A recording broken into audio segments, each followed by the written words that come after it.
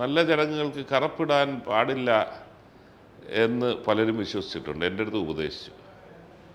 ഞാൻ അതുകൊണ്ട് തന്നെയാണ് ഇട്ടത്. ഉമ്മൻചാണ്ടിയോട് കാണിച്ച അനീതി അത് കേരളം തിരിച്ചറിഞ്ഞതും അത് റിയാക്ട് ചെയ്തത് അദ്ദേഹം മരണപ്പെട്ടപ്പോഴാണ്. ഒരു നീതിമാനെ വേട്ടയാടിയത് എന്നുള്ള തിരിച്ചറിവ് കേരളീയ സമൂഹത്തിൽ അദ്ദേഹത്തിൻ്റെ മരണത്തോടു കൂടിയാണ് അതൊരു പാരമ്യത്തിലെത്തിയത്. തെരഞ്ഞെടുപ്പുമായി ബന്ധപ്പെട്ട് എന്തൊക്കെ നുണകളായിരുന്നു. അവർ ഏറ്റവും വലിയ അബദ്ധം കാണിച്ച ഇവർ പറയുന്ന നുണയാണെന്ന് തിരിച്ചറിയുന്ന ഒരു സമൂഹത്തിൻ്റെ അടുത്ത് ശരിയെന്ന് അവർ വിശ്വസിക്കുന്ന സതീശൻ്റെ പ്രസ്താവനകളെ നുണയായി അവർ ചിത്രീകരിക്കാൻ ശ്രമിച്ചു. മിസ്റ്റർ, അപ്പം ജയിച്ചു, മന്ത്രിയായി, പുതിയ തുടക്കമാണ്. ഇനിയിപ്പം ജനങ്ങൾക്ക് ഇനി എന്താ ആദ്യം ചെയ്യാൻ പോകുന്നത്? തീർച്ചയായിട്ടും ഏറ്റവും ചലഞ്ചിങ് ആയിട്ടുള്ള വകുപ്പുകളിലൊന്നാണല്ലോ ഫോറസ്റ്റ് എന്ന് പറഞ്ഞാൽ. അവിടെ ആ ചലഞ്ച് ഏറ്റെടുക്കുന്നു. ഇപ്പോൾ ഒരു കോൾ സെൻറ്ററിൻ്റെ ആദ്യം തന്നെ 24 മണിക്കൂർ കോൾ സെൻറ്റർ എന്നൊരു പ്രഖ്യാപനം നടത്തണം. എന്തായിരുന്നു അതിൻ്റെ ഒരു അനിവാര്യത തോന്നിയത്? അല്ല, ഞാൻ അറിഞ്ഞതും മനസ്സിലാക്കിയത് ഒരു പ്രശ്നമുണ്ടെങ്കിൽ അതിൻ്റെ സെൻസിറ്റിവിറ്റിയോടുകൂടി ഡിപ്പാർട്ട്മെൻറ്റ് ഇടപെടുന്നില്ല. ജനങ്ങൾക്ക് ആരെയും വിളിക്കണമെന്നറിയാൻ പറ്റുന്നില്ല. വിളിച്ചാൽ അന്നേരം തന്നെ ഇടപെടലുണ്ടാകുന്നില്ല. അന്നേരം ആദ്യത്തെ ഇതിൽ തന്നെ ആ ഒരു കോൾ സെൻറ്റർ അതിൻ്റെ ഒരു പ്രൊസീജിയറുണ്ട്. അത് സെറ്റപ്പ് ചെയ്ത് കഴിഞ്ഞാൽ ജനങ്ങളുടെ ഇടയിൽ ആ നമ്പർ എത്തിക്കുന്നതായിരിക്കും. മന്ത്രിയുടെ ഓഫീസുമായി ബന്ധപ്പെട്ട് ഡെസിഗ്നേറ്റഡ് ഓഫീസർ ഉണ്ടായിരിക്കും. 24/7 അതിൻ്റെ വിവരങ്ങൾ കിട്ടുന്ന മുറയ്ക്ക് ഡിപ്പാർട്ട്മെൻറ്റ് അതിൽ ഇടപെടുന്ന സാഹചര്യം സൃഷ്ടിക്കും. ഒരുപാട് പഴി കേൾക്കാൻ സാധ്യതയുള്ളൊരു വകുപ്പ് കൂടിയാണല്ലോ, ചലഞ്ചിങ് ആണല്ലോ കുറച്ച്. അതെ, ഞാനതിന് തയ്യാറായി തന്നെ എടുത്തത്. മറ്റ് ചില വകുപ്പുകളൊക്കെ എൻ്റെ ചർച്ചയിൽ മുന്നിൽ വന്നപ്പോൾ അതിൽ ചലഞ്ചിങ് ആയിട്ട് ഒന്നും കണ്ടില്ല. അതുകൊണ്ട് തന്നെ ആ വകുപ്പുകളിൽ ഞാൻ പേരുകൾ പറയുന്നത് ശരിയല്ല, എന്നാലും അങ്ങനെയാണ് ഇന്നലെ രാത്രി ആയപ്പോൾ എന്നാൽ പിന്നെ ഈ വകുപ്പ് എടുക്കാം എന്ന് പറഞ്ഞത്. ചോദിച്ചു മേടിച്ചതാണ് അല്ല, മറ്റ് പലരിലും ചർച്ച നിന്ന ഒരു ഘട്ടത്തിൽ അത് പല കാരണങ്ങൾ കൊണ്ട് കിട്ടാനൊക്കുന്നില്ല. പല ഓൾട്ടർനേറ്റീവ് ഇങ്ങോട്ട് പറഞ്ഞു. അതൊന്നും വേണ്ട, അന്നേരം കോൺഗ്രസ് ഇത് ഉറപ്പിച്ചിരുന്നതാണെന്നാണ് ഇന്നലെ മനസ്സിലാക്കിയത്. എന്നാൽ പിന്നെ ഇത് മതി എന്ന് അങ്ങോട്ട് പറയുകയായിരുന്നു. ഉമ്മൻചാണ്ടിയോട് കാണിച്ച അനീതി അത് കേരളം തിരിച്ചറിഞ്ഞതും അത് റിയാക്ട് ചെയ്തത് അദ്ദേഹം മരണപ്പെട്ടപ്പോഴാണ്. ഒരു നീതിമാനെ വേട്ടയാടിയത് എന്നുള്ള തിരിച്ചറിവ് കേരളീയ സമൂഹത്തിൽ അദ്ദേഹത്തിൻ്റെ മരണത്തോടു കൂടിയാണ് അതൊരു പാരമ്യത്തിലെത്തിയത്. അത് ഭയങ്കരമായ ഒരു സ്വാധീനം തന്നെയായിരുന്നു. എന്നെ സംബന്ധിച്ചിടത്തോളം അതിലുപരി അദ്ദേഹത്തോടൊപ്പം 5 വർഷം ക്യാബിനറ്റിൽ വർക്ക് ചെയ്യാൻ സാധിച്ചു എന്നുള്ളത് അതൊരു ഒത്തിരി പാഠങ്ങൾ. അദ്ദേഹം ഒരു പാഠപുസ്തകം തന്നെയായിരുന്നു. അതിൽ നിന്ന് നമുക്ക് 2-3 ഏടുകൾ മാത്രമേ പഠിക്കാൻ പറ്റിയിട്ടുള്ളൂ.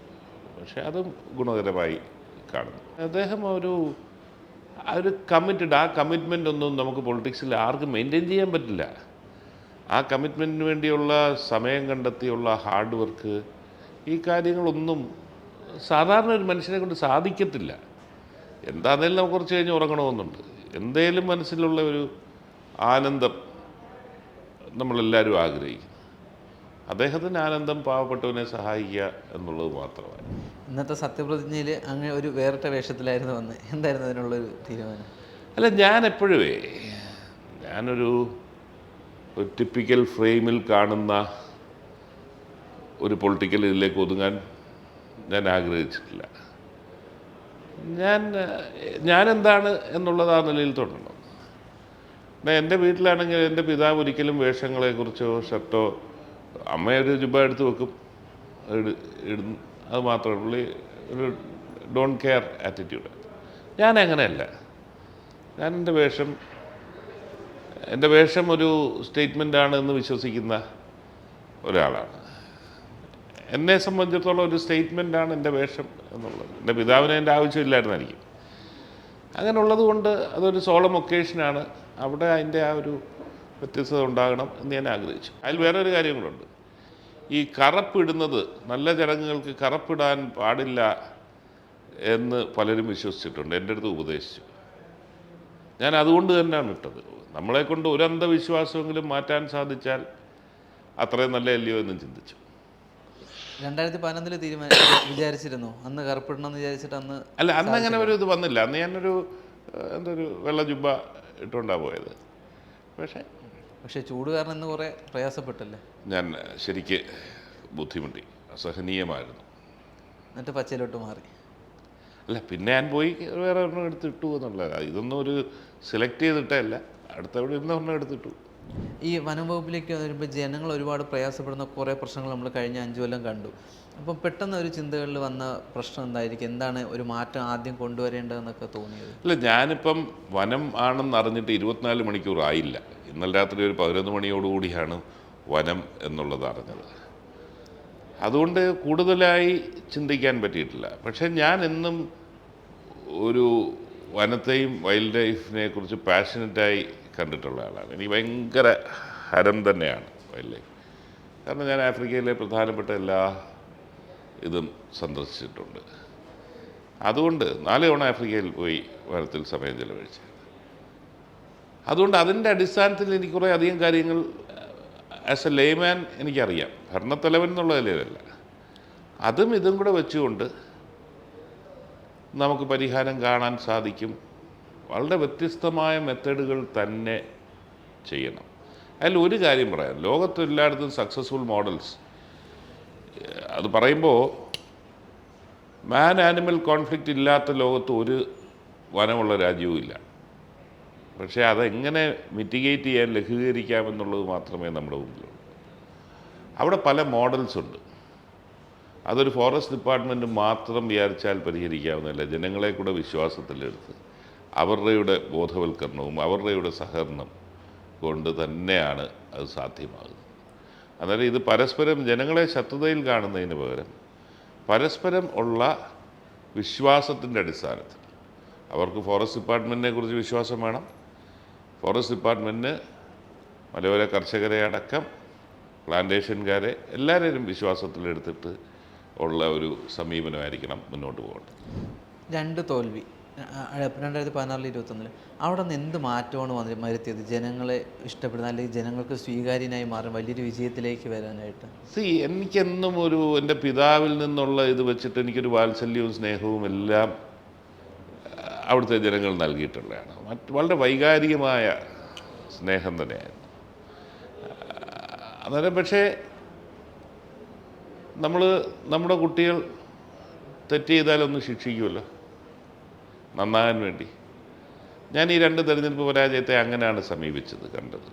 കാരണം ഞാൻ മന്ത്രിയായി വന്നു. ബേബി ജോണിന് ശേഷം മന്ത്രിയായി. ചവറയുടെ ഒരു പ്രത്യേകതയുണ്ട്. മന്ത്രിമാരായി വന്ന് മത്സരിച്ച വി പി ചേട്ടൻ തോറ്റു, പ്രേമേന്ദ്രൻ ആദ്യം ജയിച്ച് 2ാമത് തോറ്റു, ഞാനും ജയിച്ചു തോറ്റു. കാരണം മറ്റൊന്നും ഞങ്ങളാരും കൊള്ളാഞ്ഞിട്ടല്ല, അദ്ദേഹത്തിന് ശേഷം വരുന്ന മന്ത്രിക്ക് ആ എക്സ്പെക്റ്റേഷനിൽ എത്താൻ സാധിക്കത്തില്ലെന്നുള്ളതാണ്. അങ്ങനെ 2 തവണയൊന്ന് ശിക്ഷിച്ചു. അത് നന്നാകാൻ വേണ്ടി ശിക്ഷിച്ചാണ് എന്ന് ഒരു ഘട്ടം കഴിഞ്ഞപ്പോൾ എനിക്ക് മനസ്സിലായി. അതുകൊണ്ടാണ് ഞാൻ അന്നേരം പിന്നെ എൻ്റെ ശരീരഭാഷയുടെ ചില വിഷയങ്ങളും, ഞാൻ അങ്ങനെ ഒരു യുവജന വിദ്യാർത്ഥി രാഷ്ട്രീയത്തിൽ കൂടെ ഒന്നും വളർന്നു വന്നതല്ലല്ലോ. ഞാൻ വേറെ ഒരു സാഹചര്യത്തിൽ നിന്ന് വന്നു. പക്ഷെ അതിനെക്കുറിച്ച് വലിയ ആക്ഷേപം വന്നപ്പോൾ എന്നെ അലട്ടിയത് കണ്ട് ഈ ആക്ഷേപങ്ങളുടെ ഭാഗമായി ഞാൻ മാറി മറ്റൊരാളായി മാറണോ, അതോ അവിടുത്തെ ജനങ്ങൾ ഞാൻ എന്താണെന്ന് തിരിച്ചറിയുന്നത് വരെ കാത്തിരിക്കണോ എന്നുള്ളതാണ്. ഞാൻ 2ാമത്തെ ഭാഗമാണ് തിരഞ്ഞെടുത്തത്. ഞാൻ എന്താണെന്നുള്ള അവർ മനസ്സിലാക്കി അവർ വീണ്ടും എനിക്ക് അംഗീകാരം നൽകി. എങ്ങനെയാണ് ഈ ഒരു മന്ത്രിസഭയെ വിലയിരുത്തുന്നത്? ഞാൻ ഇന്നത്തെ ക്യാബിനറ്റ് മീറ്റിങ്ങിൽ പോയപ്പോൾ ഞാൻ ആലോചിച്ചു, 2011 അന്നൊരു പക്ഷേ 72 MLA മാത്രമായതുകൊണ്ടാണ് ഞാൻ മന്ത്രിയായതുപോലും. പക്ഷേ ആ കയറിയപ്പോൾ ഉള്ള ഒരു ആവേശമുണ്ട്, നമുക്കൊന്ന് പ്രൂവ് ചെയ്യണം എന്നുള്ള ഒരു വാശി അതെനിക്കുണ്ടായിരുന്നു. ഇന്നത്തെ ക്യാബിനറ്റ് പരിശോധിച്ചപ്പോൾ ഞാൻ നോക്കിയപ്പോൾ സ്വാതന്ത്ര്യാനന്തര ഭാരതത്തിൽ ജനിച്ചവരാണ് ക്യാബിനറ്റിലെ എല്ലാവരും. അത് ആദ്യമായിട്ടായിരിക്കും കേരളത്തിൽ അങ്ങനെ ഒരു ക്യാബിനറ്റ് വരുന്നത്. അന്നേരം അതിലെ സീനിയേഴ്സായിട്ടുള്ള കുഞ്ഞാലിക്കുട്ടി സാഹിബും ശ്രീ സണ്ണി ജോസഫും എല്ലാം ഉണ്ടെങ്കിലും കുറേ അധികം ചെറുപ്പക്കാരുമുണ്ട്. അന്ന് എനിക്കുണ്ടായിരുന്ന ഒരു വാശി അതേ മാനസികാവസ്ഥ ആയിരിക്കും എല്ലാവർക്കും ഉള്ളത്. അത് അത്ഭുതങ്ങൾ സൃഷ്ടിക്കും എന്ന് തന്നെയാണ് ഞാൻ ആഗ്രഹിക്കുന്നത്, വിശ്വസിക്കുന്നത്. ഇടത് സൈബറിടങ്ങളിൽ നെപ്പോട്ടിസം മന്ത്രിസഭ എന്നൊരു ആക്ഷേപം അവർ ഉന്നയിക്കുന്നുണ്ട്. അത്തരം പ്രചരണങ്ങൾ എങ്ങനെയാണ് നോക്കിക്കാണുന്നത്? അർഹിക്കുന്ന അവജ്ഞയോടുകൂടി തള്ളിക്കളയുന്നു. പ്രത്യേകിച്ച് ഇപ്പോൾ വേറെ ഒന്നും പറയാനില്ലാത്തതുകൊണ്ട് ഇങ്ങനെ പറയുന്നത്. അല്ല, അവർ പാഠം പഠിക്കുന്നില്ലല്ലോ. അവരുടെ ഏതേലും ഈ പ്രചരണം ജനങ്ങളുടെ ഇടയിൽ തെരഞ്ഞെടുപ്പുമായി ബന്ധപ്പെട്ട് എന്തൊക്കെ നുണകളായിരുന്നു. അവർ ഏറ്റവും വലിയ അബദ്ധം കാണിച്ച ഇവർ പറയുന്ന നുണയാണെന്ന് തിരിച്ചറിയുന്ന ഒരു സമൂഹത്തിൻ്റെ അടുത്ത് ശരിയെന്ന് അവർ വിശ്വസിക്കുന്ന സതീശൻ്റെ പ്രസ്താവനകളെ നുണയായി അവർ ചിത്രീകരിക്കാൻ ശ്രമിച്ചു.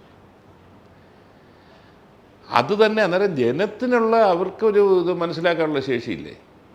ആ ജനങ്ങളുടെ മുമ്പിലാണ് സതീശൻ നുണയാണ് പറയുന്നതും പിണറായി സത്യമാണ് പറയുന്നതെന്ന് പറഞ്ഞാൽ അതിനുള്ള ഇത് കിട്ടുമല്ലോ. എന്ന് പറഞ്ഞതുപോലെ പാപ്പരത്വം കൊണ്ട് ഒന്നും പറയാനില്ലാത്തത് കൊണ്ട് പറയുന്നതാണ്. പക്ഷേ ഒരു ജനാധിപത്യത്തിൽ പരാജയപ്പെട്ടാൽ ആ പരാജയം അംഗീകരിച്ച് കുറച്ച് ദിവസമെങ്കിലും ഒന്ന് മിണ്ടായിരിക്കുക എന്നുള്ളൊരു മര്യാദ ഉണ്ടല്ലോ, അതെങ്കിലും കാണിക്കണം. ആഗ്രഹിച്ച അല്ലെങ്കിൽ മന്ത്രിസഭയിൽ ഉണ്ടാവണമെന്ന് താങ്കൾ കരുതിയ ആരെങ്കിലും പുറത്തായോ, അല്ലെങ്കിൽ ഒരാളും കൂടെ വന്നിരുന്നെങ്കിൽ നന്നായിരുന്നേനെ എന്ന് അല്ല, എന്നെ സംബന്ധിച്ചിടത്തോളം എൻ്റെ പാർട്ടിയിൽ നിന്ന് ഞാൻ മാത്രമാണ്. ബാക്കി പാർട്ടിയുടെ മന്ത്രിമാരെക്കുറിച്ച് ഞാൻ ആഗ്രഹിക്കുന്നതും ശരിയല്ല, പേര് നിർദ്ദേശിക്കുന്നത് ശരിയല്ല. ആര് വന്നാലും നല്ലപോലെ പെർഫോം ചെയ്യണം എന്ന് മാത്രമാണ് ഞാൻ ആഗ്രഹിക്കുന്നത്. ഇപ്പം പുതിയ റോളാണ്, മന്ത്രി എന്ന റോളിലാണ്. അപ്പം നിർമ്മാതാവാണ്, ബിസിനസ്മാനാണ്. എങ്ങനെയാണ് ഇനി നിർമ്മാണത്തിൻ്റെ കാര്യമൊക്കെ ഈ വർഷം ഒരു സിനിമ? ഞാൻ അതിലൊന്നും അതിൻ്റെ ഭാഗമായിട്ടൊന്നും പോയിട്ടില്ല. ഇപ്പോഴും എൻ്റെ മകൻ ഒരു സിനിമ പ്ലാൻ ചെയ്യുന്നുണ്ട്. ഞാൻ ആ കമ്പനിയിലെ നേരത്തെ ഡയറക്ടറായിരുന്നു. ആ ഡയറക്ടർ സ്ഥാനവും നേരത്തെ തന്നെ ഞാൻ അതിൽ നിന്ന് മാറി. കാരണം ഞാനൊരു പൊതുപ്രവർത്തകരാണ്. കേരളത്തിൻ്റെ ഒരു മന്ത്രി എന്ന് പറഞ്ഞാൽ ഒരു മിനിറ്റ് നമുക്ക് വേറെ ശ്രദ്ധിക്കാൻ സമയം കിട്ടത്തില്ല. രണ്ട് രീതിയിൽ സമീപിക്കാം. ഞാൻ പേര് പറയുന്നില്ല. ചില മന്ത്രിമാരെ പോലെ മന്ത്രിയുടെ എല്ലാ സൗകര്യവും ആസ്വദിച്ച് ഒന്നും ചെയ്യാതിരിക്കുന്നാലും 5 വർഷം അങ്ങ് പോകും. പക്ഷെ നമ്മളല്ല, നമ്മൾ എത്തിയിരിക്കുന്ന ഒരു സ്ഥാനത്ത് അതിനോട് നീതി പുലർത്തണം, അതിനുവേണ്ടി കഠിനാധ്വാനം ചെയ്യണം. പുറത്തുനിന്ന് നോക്കുമ്പോൾ മന്ത്രി സ്ഥാനം എന്ന് പറഞ്ഞാൽ എന്തോ മഹാസംഭവമാണെന്ന് എല്ലാവരും കാണുമ്പോഴും ഇതൊരു മുൾക്കിരീടമാണ് തലയിൽ വെച്ചിരിക്കുന്നത്. ആ ഇതായിട്ട് കണ്ടാൽ മുൾക്കിരീടം ചുമക്കുന്നു എന്നുള്ളത് കണ്ട് പോയി കഴിഞ്ഞാൽ നമുക്ക് കുറേ കാര്യങ്ങൾ ചെയ്യാനും. കുഞ്ഞികൃഷ്ണൻ സഖാവുമായിട്ട് ചർച്ചകൾ എന്തെങ്കിലും ഉണ്ടോ? അദ്ദേഹം RSPയിൽ ചേർന്ന്? കുഞ്ഞികൃഷ്ണൻ സഖാവായിട്ടേ അദ്ദേഹം RSPയിലൊന്നും ചേരത്തില്ല. ഇല്ല. ഞങ്ങൾക്ക് വ്യക്തമായി അദ്ദേഹം സ്വതന്ത്രനായി നിൽക്കുന്നു.